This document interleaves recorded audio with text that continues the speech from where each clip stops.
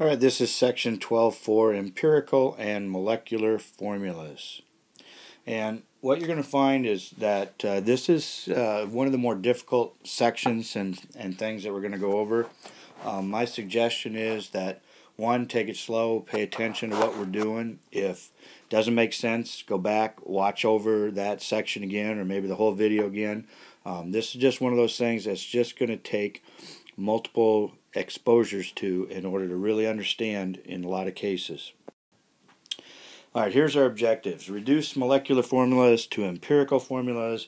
Determine the empirical formula of a compound given either its composition or mass. And determine the molecular formula of a compound given either percent composition, molar mass, or masses. Okay, so when we're talking about empirical formula, what we mean is the simplest ratio of atoms in a compound, the lowest whole numbers. So, for instance, there's a compound called C6H6. Well, the simplest whole number ratio for that would be 1:1 CH. So this would be the empirical formula. This is what's known as the molecular formula. Or another example, glucose, C6H12O6. That's its molecular formula. Its empirical formula would be CH2O.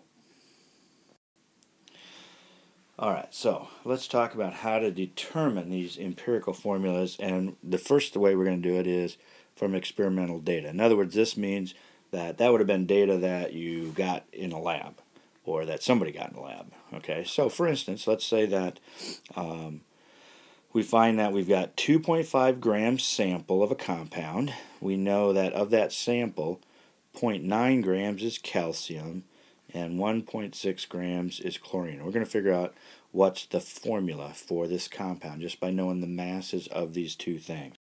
Alright, so the first thing that we're going to do is convert to moles. And you can see here that I've started to do that already. We've got 0.9 grams of calcium. Change it to moles, divide by its molar mass, 40.1. You end up with 0.0224 moles. Do the same thing for chlorine. Start with 1.6 grams of chlorine, divide by its molar mass, and I get this. So step one here is to convert it to moles. And that's always a good step from now on in chemistry. Anytime that you're not sure what to do, usually it's a good step is to just convert it to moles. Get it to moles, because moles is kind of our factor that we can do. What we want to do now is say, well, what's the ratio between these two things? In terms of moles, we're okay. We can't do that in terms of grams, because that vary, depends. Some things are really light, some things aren't. But in terms of moles, we can now get the ratio. The easiest way to get the ratio is to just divide by the smallest one. So if you look at these, 0.22 or 0.0224 is the smallest one. So we're going to divide both things by that. So 224 and 0.0224. And you'll see that this, of course, would come out to exactly 1. And this comes out to be like 1, with a fractional number. Let's say 0.045 divided by 0.0224. Or rather, I should say 2. Sorry. Comes out to be 2.0089. Okay, and so that's close enough that we're going to just say that's 2. So here's our ratio: 1 of these to 2 of these. So our formula would be 1 calcium, 2 chlorine. So CaCl2. All right, let's try another one. This time, let's do it from the percent composition. So, in other words, we don't know the exact grams, but we know it's percentage of each thing. When we do this, we're going to assume, because we don't have a good way to do anything with percents, we need to do it in terms of grams. So let's assume that we had 100 grams, because if we had 100 grams, I'd have 40%, 40% of 100 grams is 40 grams. I'd have 6.71, I'd have 53.3, and so on. Okay, so that's kind of the reason I would do that. It's easier. So, setting up that same thing that we've been doing, okay, that we just did, I'm going to convert to moles. So, 12 grams for carbon, I get 3.33. For hydrogen, 1.01. I get 6.64, and for oxygen, I get 3.33 again. So, once again, we now need to figure out the ratios. The easiest way to do ratios is divide by the smallest one. In this case, that's 3.33. So that's going to get me 1.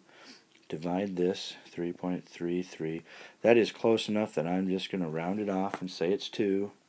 3.33 equals 1. Now, we can do that if it's really, really close, like if it's only a couple of hundredths above or below. But don't do it if it's several tenths. That is not close enough. It's going to lead to a different issue at that case. So here's my formula for this compound: 1 carbon, 2 hydrogens, 1 oxygen. All right, let's try another one. Sometimes they get a little bit different, a little strange sometimes when we do this. So let's do a couple more. All right, so here it is: 66% calcium, 34% phosphorus. Let's work this problem. And if we convert to moles, doing our normal thing we've been doing, divide by 40.1, I get 1.65. Divide by 31, I get 1.1. And here's where things get a little weird on this one. If I divide by the smallest, which is what I told you to do, this gets you 1.5, and of course this gets me 1. Well, okay. We can round off when they're really close. Like if this had been 1.005, I could say, okay, that's close enough, I'm going to take it to 1. I can't do that when it's 1.5. So what we need to do, once again, we're trying to find the simplest whole number ratios.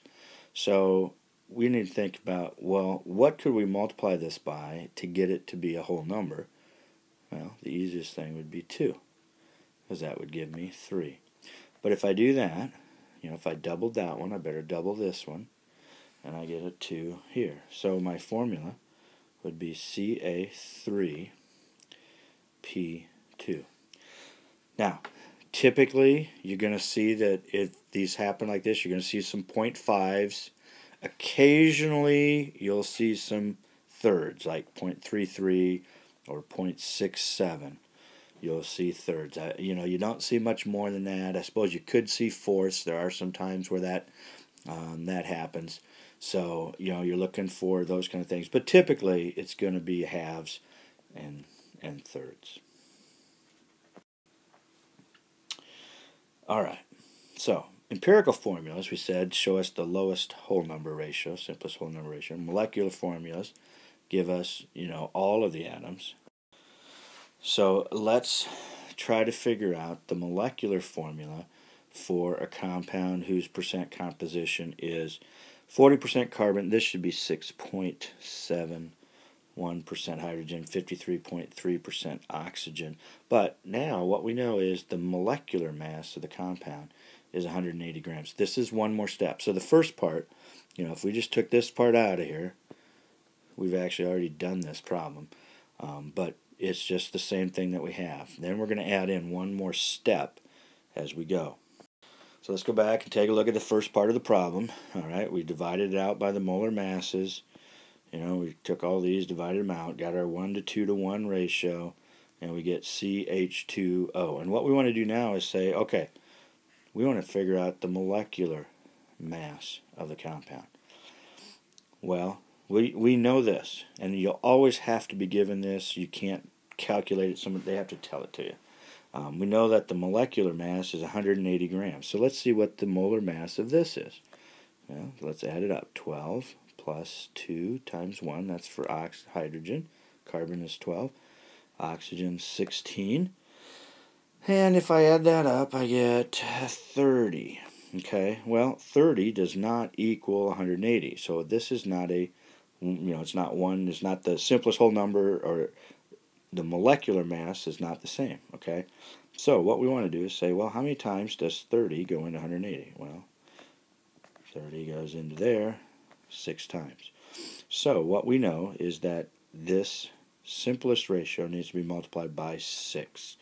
So we would get C6H12O6.